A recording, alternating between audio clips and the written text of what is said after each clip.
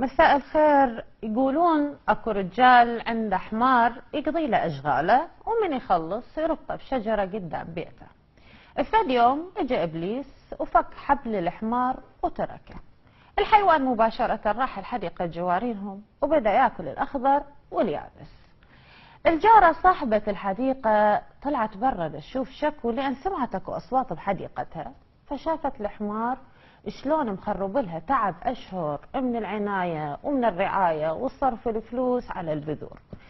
من حرقة قلبها جرت تبقت رجلها واطلقت النار على الحيوان اللي مات بمكانه.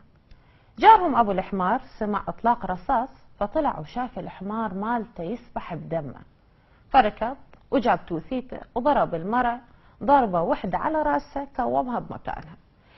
بهالاثناء اجى رجل المرية المقتولة، رجع من الشغل وشاف المنظر قدامه، هم زوجته وهم حديقته، فسحب البندقية واطلق النار على الرجال صاحب الحمار وقتله، وقبت العيطة بين العشاير.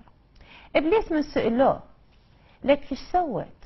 جاوبهم كل شيء ما سويت، بس فكيت حبل الحمار.